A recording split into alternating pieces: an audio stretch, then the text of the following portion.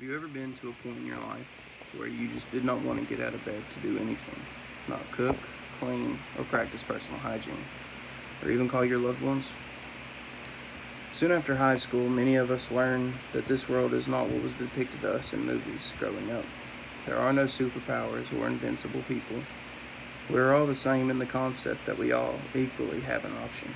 The option to give up when life gets tough, or become tough enough to endure life.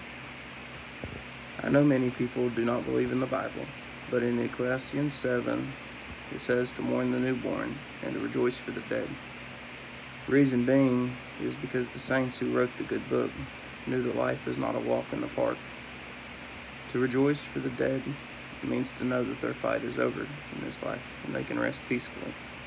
To mourn for the newborn because they have entered this life of stress, poverty, and sorrows. Just because life is hard doesn't mean that you're always going to have the option of giving up. I do not often speak about this, but after picking an inspirational speech, I am hoping that you are able to find comfort in the things I am about to say. I have not had an easy life like many. The only reason my story is different than others is because I chose not to give in, give up, or to put out on myself. I chose to walk the harder path out of the circumstances of my birth. I was born November 13th, 1998, on Friday the 13th. My mother and father became addicts before I was able to walk. Before I was 2, they had separated. My mother had me for the first parts of my life, doing what she could to take care of me and my sister, along struggling with her addiction, eventually leading us to Oregon, where I was physically and sexually abused for a period of time by one of my mom's boyfriend's children. After seeing what the streets of Oregon had to offer a heroin addict, I was brought back home to West Virginia when I was 9. Coming back to West Virginia was a dream come true, I had thought. But after spending some time with my father, all I had learned about was the opioid epidemic. Watching my dad, who I had barely had any contact with growing up, be wasted on nerve medication taught me one thing: I hate drugs. When I was 14 and had experienced a few more nightmares with my father, I was taken in and adopted by my grandparents, who went above and beyond to restore what childhood I had left. And I will always be grateful to them for the sacrifices that they have made for me. Eventually, my peers started partying, drinking, and smoking marijuana, and I discovered the first decision that I had to make to secure my better future. Am I going to choose the same path that my parents did, or strive for something better? So when I decided to stop partying and set my nose to the grindstone and go to college, I lost all my friends. During this time, I had just turned 18 and was getting ready for church one Sunday when we had got the call that my mother had overdosed overnight and was no longer here with us. Even after the horrible things that I had seen with her, my relationship was strong with my mother.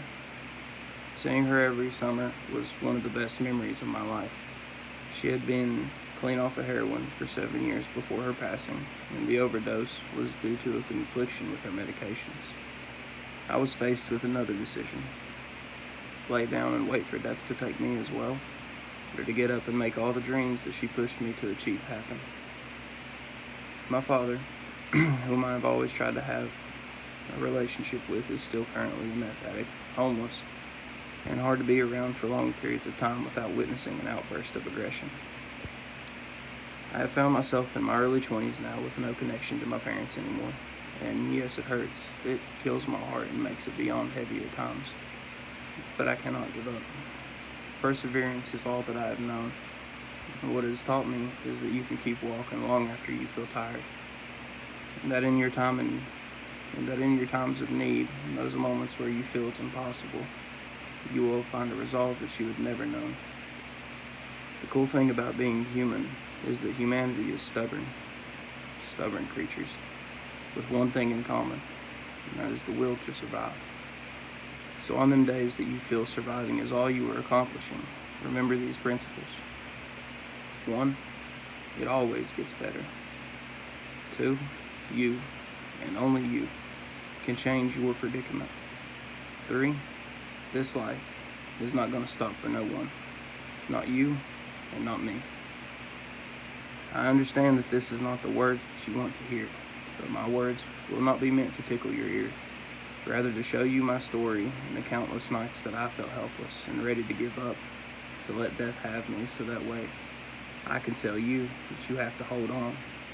You gotta hold on to the things and the people that you love. You gotta hold on to the good times and the good memories. You gotta hold on for a better day, because they are coming. And joy is sprung on the horizon of your seas of depression and anxiety. Hold on to your life and hold tightly on to what you want. Because many bumps will try to throw you off. Shake yourself when you get low. Get up and go for a walk in the park. Even if you do not want to, it may bring the experience that you need to see a better day in a better light.